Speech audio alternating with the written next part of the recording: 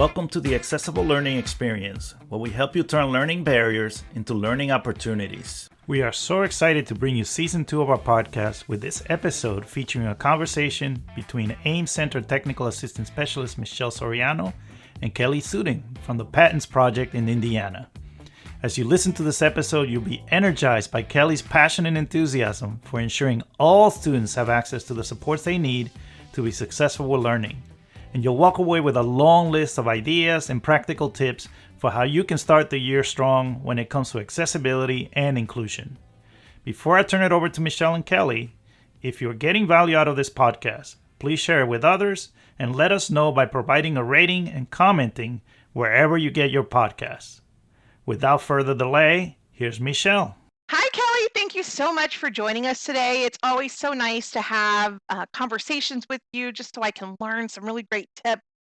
So let's get started. Can you introduce yourself and tell us what is your accessibility story? Hey, Michelle, thank you so much for having me. I'm so thrilled to be a part of this kickoff for this new school year. So yeah, I'm Kelli Suding, and I am a licensed teacher here in Indiana, but I work for the PATINS project here in Indiana. So we are the nonprofit state education agency accountable to the Department of Education and the Department of Administration, and we support all public pre-K through 12 Indiana schools. So it's all supports around universal design for learning, accessible educational materials, and assistive technology. So for PATINS, I specialize in autism, specific learning disabilities, Google Chrome accessibility, and then the integration of accessible educational materials and assistive technology. And then, of course, right alongside PATINS, universal design for learning.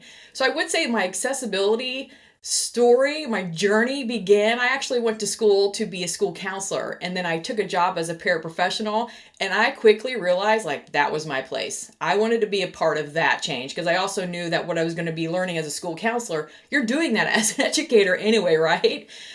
So I noticed that so much time was spent with students just waiting around for an adult to help them move forward to the next task, or just waiting for me to read everything for them.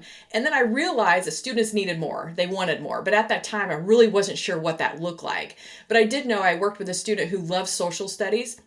She was on the autism spectrum, and she was pulled from the social studies class because they were learning states, and it was felt that she wouldn't pick up those concepts, that wouldn't be relevant to her. So then she could be working on other essential skills. But all it took to learn those states was some chalk and drawing the states on the sidewalk, and then jumping back and forth to the states, making up songs and dances. And she picked that up really quickly, and she learned all of them. And she was from a military family who moved a lot, so that was really meaningful and relevant to her, and rightfully so.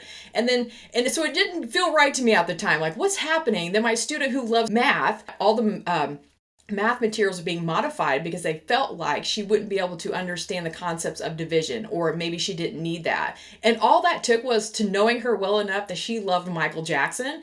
And we did the moonwalk, we did all kinds of things, and she picked up the concept of just by you talking about Michael Jackson, implementing ways like the numbers were dancing off the division bracket.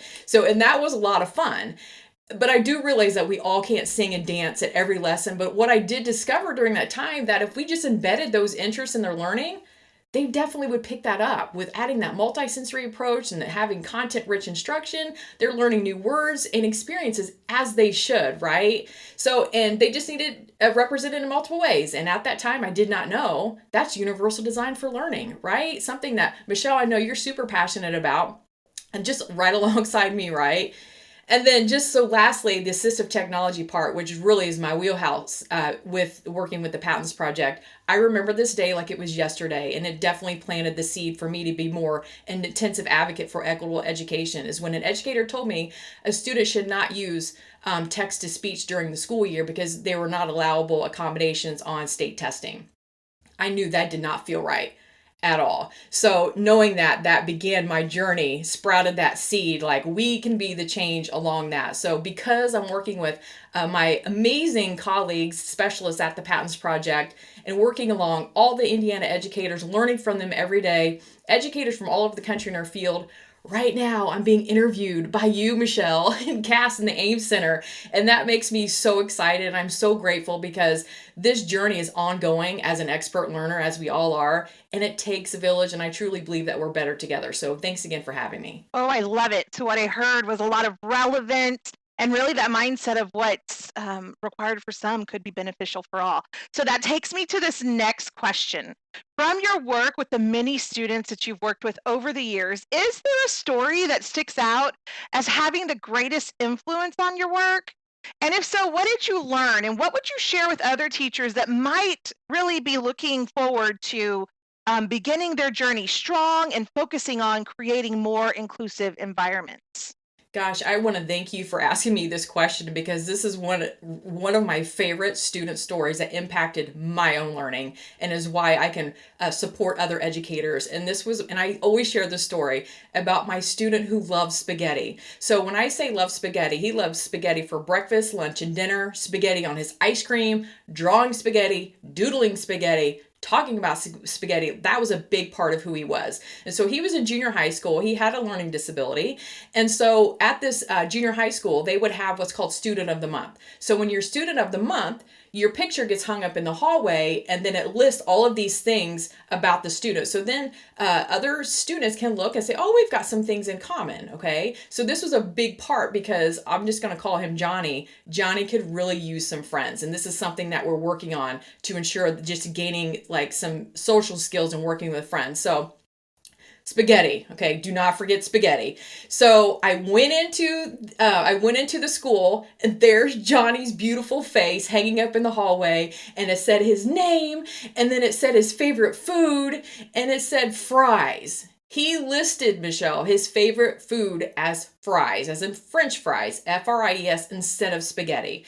So quickly I went and found Johnny, and I said, hey Johnny, congratulations, this is amazing.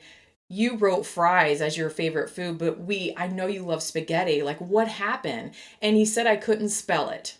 Okay. So this is where Johnny was. This is what our students do. They try to fit into the curriculum. They try to fit in the atmosphere, the culture that we're handing them instead of us coming to them sometimes.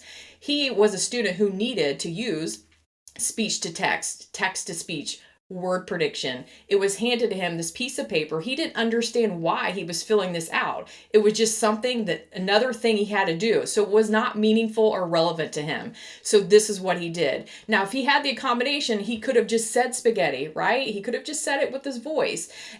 So the paper was not accessible for him, okay? Because he was unable to really decode the text that was on there. So with all of that said, to teachers, our instruction, everything we do is meaningful and relevant for our students. And that can just be having students' voice, being student-centered, students being able to create their own goals. That's huge. We can't underestimate that. And then students even attending and running their own IEP meetings, and then ask students how they feel they learn best, and then explore those ways and help implement those ways. But then even further is that there's so much great assistive technology out there, but then just stepping back and ensuring that what you are creating for your students is accessible. Being mindful, can all of my students interact with this content?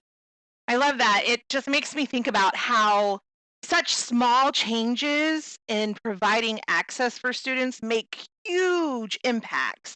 What a great story. We're starting back to school, and we know that teachers are really wanting to make sure that they're designing things for all their kiddos.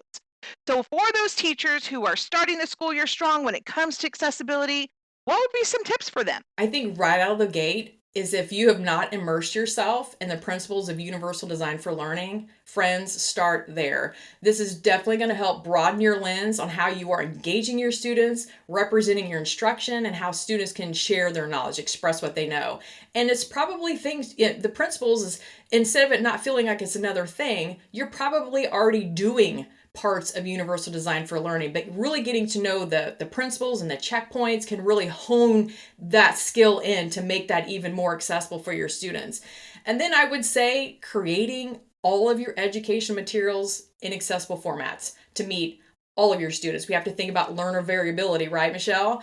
So does your students use text to speech? Do they need audio formats? Because inaccessible materials can be the definite barrier to increasing the knowledge if a student can't access in the way that works best for them. And if you're not sure how to do that, ask. Don't be afraid to ask. Seek out professional development. I am highly active on Twitter, and I cannot remember who tweeted this. I should probably find it to give them credit, but they tweeted out that accessibility isn't extra steps, it's the steps you missed. Okay, so it's just not another thing, it should just be the thing. And then I would say probably just the three to kind of kick us off so we're not completely overwhelmed, and sustaining all of those with UDL and making sure we have accessible instruction is the SETT framework by our dear friend and colleague in the field, Joy Sabala. So the SETT framework is an acronym, of course. We love acronyms in education. So SETT being the S being student, the E being environment, and that's just not the physical environment. That could be who the student interacts with during the day, the task, and then the tool. So the SETT framework will help support the student and you as an educator trying to figure out what the best support for that student to get to the task. And you're going to notice the tool is listed last, but that student is definitely kind of bounces to the E, the D, and the T at all times. So the SETT framework for sure. Great information. So we know we've talked a little bit about the materials for accessibility, but now let's talk about that technology piece, because we know that there's a synergy between them. And we know that you're well versed in the use of assistive technology to support learning. What would be some favorite tools you would invite teachers to try out this year if they want to have the greatest impact on learning? Okay. You asked that just perfectly, your favorite tools. We get asked when you're in the field, what's your favorite tool? And I always stop back and say, well, what's the goal? Just stepping back, like, what's the goal? And then thinking about going back to the SETT framework. So the goal being first. And then one size does not fit all. We have to make sure it's an appropriate accommodation for accessing that task. Again, SETT, SETT framework. So, and then just a tip is when we're introducing new tools, just that these are skills that need to be taught. Okay. So instead of saying go write with your voice, and a student's never done that, a student's going to get highly frustrated because, your device types way slower than we talk. So just starting off with preferred activities anytime we're introducing a new tool, and then let them get that play out. Let them pick the voice that they think's hilarious. Let them have it at a high rate of speed when they're using text to speech. You kind of play around with those settings because students need to get that out. Even in high school, high schoolers need to do the same thing. High schoolers do that all of the time. The first thing they always do is find music lyrics and make the voice sing them as best as they can, and they laugh hysterically. But I know that just needs to happen. And so because then you're going to get burnout. Again, on Twitter, someone I think was reading this book on passion, and again I can't remember who it was, but they took a screenshot of this book, and the line said, "And enthusiasm is common, and endurance is rare." And I think if we can kind of shift that to where endurance is not rare when it comes to new tools, because we've taken that time to teach those skills and keep students doing it. And when I say doing it consistently, not just some of the time, but all of the time in all subjects that they need. So the tools, I would say, working for PATINS, I think one of my proudest, I would say collectively as a team, one of our proudest moments as far as our work goes, is that we have teams apply for a grant. It's called Aiming for Achievement grant. So what happens is they get intensive support by one of us specialists, and we help create policies and procedures in order to that students are getting the materials in a timely manner. So this is really important work. It starts there, because then if that team gets abducted by aliens, anyone who comes in still going to know how to get Braille materials, large print if they need it, audio, digital, whatever is needed. So that's really, really important. But part of also that grant is that this is the tool that I'm going to refer to is called UPAR. So that is Universal Protocol for Accommodations in Reading. It's not another test. So essentially what happens is a student reads a passage independently. So they're decoding, they read a passage, then they answer some questions, and it moves on to a human sounding voice that reads the passage, and then the student answers some questions, and then it goes to a text reader, more robotic voice, and then the student answers some questions, and then right away you get this data that shows which accommodation when they are the most proficient in comprehension. So you may find out a student will be decoding, maybe they're a junior in high school, decoding at a second grade, they're beginning reading level second grade, but with the text to speech, they're comprehending at grade level. So it shows you that accommodations, because it's not always obvious, and it's definitely a tool that can be helpful. And then moving on from that, that tool UPAR is the accessibility of all the devices. Those are universally designed in the hands of your students, the hands of the students' devices that they may have at school. And it's like a holiday season when I get into those accessibility settings, especially when they send an update saying, oh my gosh, live captions are coming to the iOS. I'm like, yes. So don't underestimate those. Again, I spoke earlier about how there's all of these cool, tools, and we might get overwhelmed, but the accessibility settings start there. What does the student need? Always just start there, because that's going to be easily accessible for student. And then I'll have to share these into the show notes, Michelle, because there's so many things. I work with students using text to speech all of the time, speech to text, word prediction, text levelers. Don't underestimate the power of text levelers and text summarizers to just scaffold understanding of what key points are. And that's also going to support their comprehension and their literacy skills. And then the pre-writing process. If we're using speech to text for our writing, the pre-writing process should be just as accessible if the students can't read their own handwriting, right? So accessible graphic organizers, and then the mic. If you have a classroom sound system in your classroom, I hear so often, I don't need that. I have a teacher voice. It's not about your teacher voice, friends. It's about having an equitable hearing experience with the whole class. So specifically, I'll share, maybe we can collaborate and share some things and put maybe some specific ones in the show notes, but I would really start with all of those. We're getting all these great tools and all this great information so that we can go and make changes that are going to benefit all of our kiddos. So awesome sauce. Okay, now, one of the great things about being an educator is that we love mythbusters. And I'm going to ask you about a myth that is out and about in the world, and we want you to myth bust it. So I know you've presented on this idea that using assistive technology and AIM are not, quote unquote, cheating. What would be your top support reasons that you could provide to back up your answer that those are not cheating? Okay, Mythbusters. I think that's a future training title right there. I loved everything about that. So let's do some myth busting. So you're asking me that knowing that I've got a whole soapbox conversation about that. So I'm just going to tone it down a little bit, knowing that anyone is welcome to reach out to me and we'll have more conversations about it. So when we think about students coming into our classroom, we can be super accommodating when a student comes in with a wheelchair. We automatically stand up or whatever we need, and we're moving furniture around the classroom. If we have a student comes in with blindness or low vision, we're very accommodating. It's not even questioned. We make sure that maybe the student needs audio or braille or large print, whatever that student needs, it's not even questioned, right? If we have a student deaf and hard of hearing, we're not just using our teacher voice anymore. We're using that mic all of a sudden, and now we're turning our captions on. Is not even questioned. But just because we cannot see the disability doesn't make it less crucial to implement inclusive practices with assistive technology accessibility. So just knowing that lack of knowledge does not mean lack of intelligence, okay? As is dyslexia is not indicative of one's intelligence. And I have worked with so many students who feel inferior to their peers and they feel like they're not smart. And it's comes down to their materials and instruction have not been accessible to them their whole school career up until the time that we are able to have conversations with them and work with their teachers. So, but that's on us, okay? We have the power to change that. Flip that mindset and the narrative that those students have made for themselves by making things accessible, meeting their needs, thinking of learner variability. How can students express what they know? How can I show them what they know? How can they access the information? So having high expectations for our students is offering ways to access information so they can gain that knowledge. That can be a game changer. And we have to think that the national research shows that 74% of children who are poor readers in the 3rd grade remain poor readers in the 9th grade, Michelle, okay?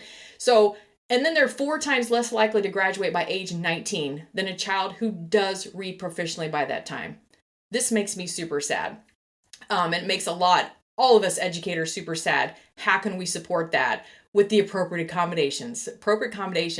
And then if you've not, I have tons of teachers print this out and put it in their teacher lounge or secret QR codes where educators can scan the QR code and up pops the definition of literacy according to the International Literacy Association. And I'm going to read this. So the definition is: literacy is the ability to identify, understand, interpret, create, compute, and communicate using visual, audible, and digital materials across disciplines in any context. It does not just say visual, audible, and digital, my friends. We have to think about our readers who are visual readers, auditory readers, tactile readers, maybe all three, maybe just one, maybe just two. It doesn't matter. However they need to access the text, if we're making our instruction accessible, then they'll be able to gain that knowledge. And so decoding the content, interacting, and responding are all different skill sets. So what I mean by that is we can have that junior in high school whose beginning reading level, their independent reading level could be at 4th grade, but their comprehension level is at grade level or above. That student should have access to grade level materials. This is not a student who goes to the library and has to pick 4th grade reading material. That's just not appropriate for that student. So, and so when it comes to it's cheating, like some will hear, well, they don't need to use the assistive technology accommodations in math because we're just working with numbers. But let me just say that every single test and assessment that you are giving your students, there's 2 things being tested first before they even get to the content. So let's talk about math, that math test. First is a test of engagement or accessibility. Can my student interact with the paper and pencil for this test? Is this the only way of giving it to them? And then the second, it's a test of reading. So every single test and assessment we give our students is a test of reading. And if they cannot decode the directions to the math test, they're never going to be able to show you what they know in the math. So 8, assistive technology and accommodations at all times, everywhere, in all subjects. And then just ask yourself, what am I testing? What am I measuring? And is this creating an equitable opportunity for the student? Yes, we cannot fix a student who comes in with dyslexia or specific learning disability, but we can support those students by integrating those characteristics of dyslexia into their daily life and using their strengths to support their weaknesses. And oftentimes that is with assistive technology.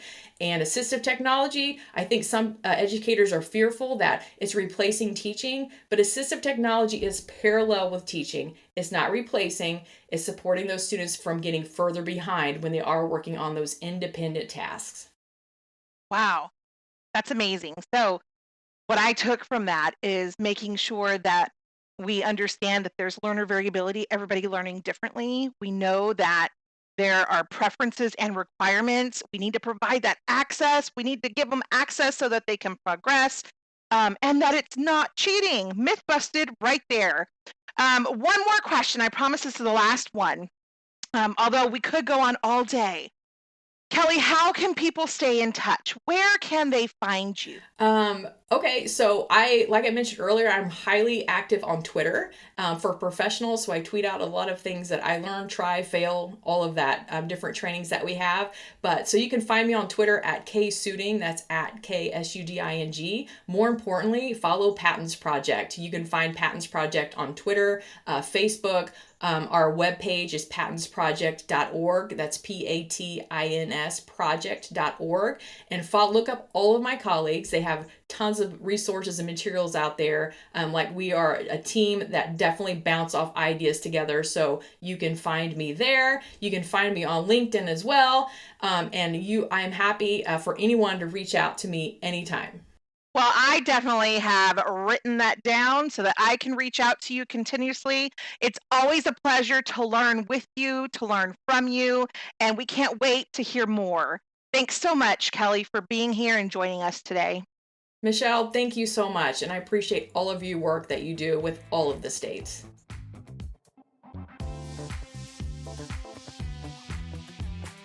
Thanks for tuning in to this episode of the Accessible Learning Experience, brought to you by the National Center on Accessible Educational Materials at CAST. You can find us on the web at aem.cast.org. There you'll find show notes with links to all of the resources mentioned on each episode. Thanks again for listening, and remember, Accessibility is everyone's responsibility.